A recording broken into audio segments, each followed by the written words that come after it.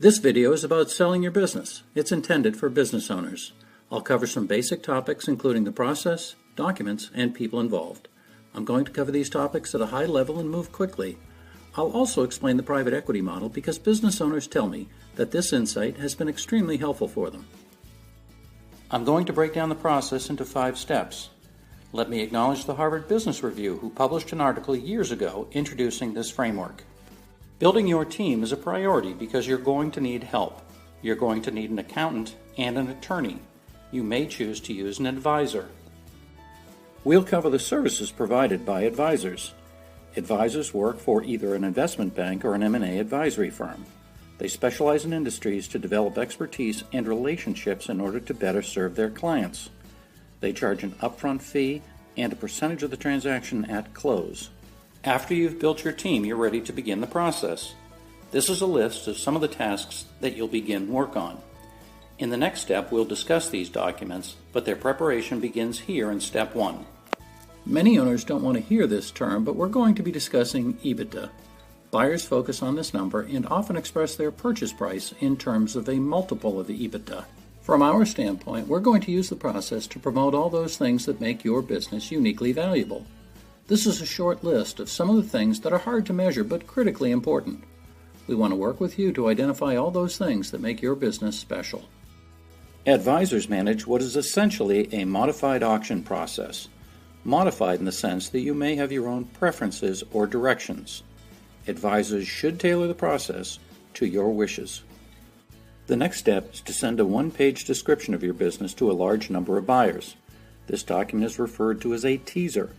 While the teaser describes your company, it doesn't mention your name and other facts to allow a buyer to identify you. If they're interested in learning more, the buyers will sign a confidentiality agreement. Note that I said the teaser is sent to a large number of buyers. Advisors maintain a database of potential buyers for your business. That part of the advisor's service is critical. There are 2 kinds of buyers. It's common for business owners to think only of their competitors or strategic buyers when selling their business. Financial buyers often outnumber strategic buyers by over 2 to 1. The goal is to market your business to a large number of quality buyers, including the financial buyers that you may have never heard of. Interested parties that sign the confidentiality agreement will then receive a Confidential Information Memorandum, or CIM. We prepare this with your help. Oftentimes the CIM is over 20 pages and covers a great deal of information. The next step is to work with buyers, answer their questions on the CIM, and manage the calendar. We'll evaluate all the offers with you, including value, terms, and the buyers themselves. The auction is the very best way for business owners to get feedback directly from the market. Offers come in the form of a letter of intent. Please understand that it's not all about price. Other facts are equally important. At this stage, you'll be dealing with several interested buyers, and it's a good time for the seller to evaluate which buyer they want to work with. Oftentimes, sellers get a little ahead of themselves. Some think that once they sign the LOI, the process is close to being over. In many ways, it's just starting. I hope that what you take away from this video is that following a disciplined process will get you your best result. A word about the LOI. As the name implies, the buyer and seller intend to move forward on the transaction. It is not a legally binding contract. The seller agrees to work exclusively with that one buyer on the next step as parties invest time and money on diligence. There are 2 kinds of transactions, an asset sale and a stock sale. There are considerations for the business owner, including taxes, legal liabilities, and others. You'll want to work with your team to understand the issues on your particular transaction. Step 4 is due diligence, and to begin with, diligence is a lot of work. Prior to diligence, the buyer has only the seller's representations of the business. Due diligence is the process where the buyer reviews everything as they confirm those representations and their own assumptions underlying the transaction. The advisor hosts a data room. The seller uploads the documents requested by the buyer. There are periodic phone calls where the buyer asks questions. An advisor should be very involved here, helping to answer questions, manage the calendar, and review all of the buyer's findings.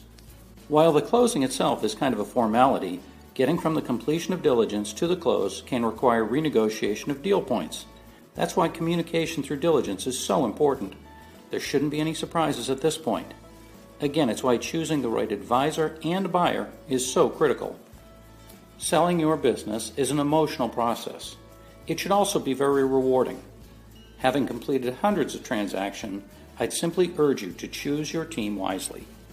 I want to talk a little about private equity only because I get a lot of questions on this topic.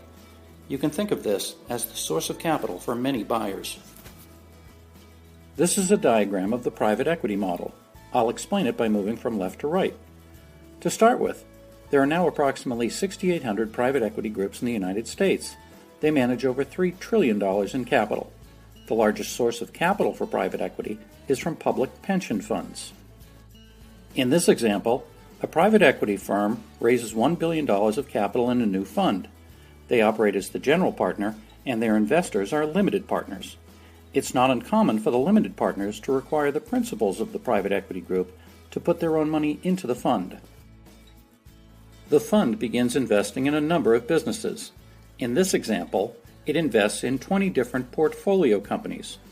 If you look on the website of a private equity firm, you'll likely see the names of their portfolio companies and their prior successes. Their objective is to increase the value of these portfolio companies during their holding period or time of ownership. I'll address how they do that on the next slide. Ultimately, they'll sell these businesses. The private equity group makes money through two kinds of fees, and you may hear the term 2 and 20. It's common for them to charge 2% of the asset value for management services. They're also entitled to 20% of the gains on the sale of these portfolio companies. This is an image of how they grow the value of their portfolio companies. Generally, there's an investment in a platform company and then a number of smaller acquisitions. The platform company is a larger company with a good reputation and an infrastructure from which others can be added. The numbers in EBITDA multiples differ based on the several factors, but the business model itself hasn't changed in decades. They strive to build a strong management team, make acquisitions, operational improvements, and generate organic growth. By the end of their holding period, the company will have attributes which make it far more valuable, so they're able to attract a large exit multiple and great returns for investors. I provided these models to help you understand the broader picture. Advisors don't simply manage the transaction process. They know the buyers and where the capital is that's targeting specific companies. Advisors help both the buyer and seller achieve their goals. My name is Dave Turgeon. I've provided my information below. I work with an M&A advisory firm named Vertess. I'd be glad to answer any questions or provide any help that I can. Thanks very much.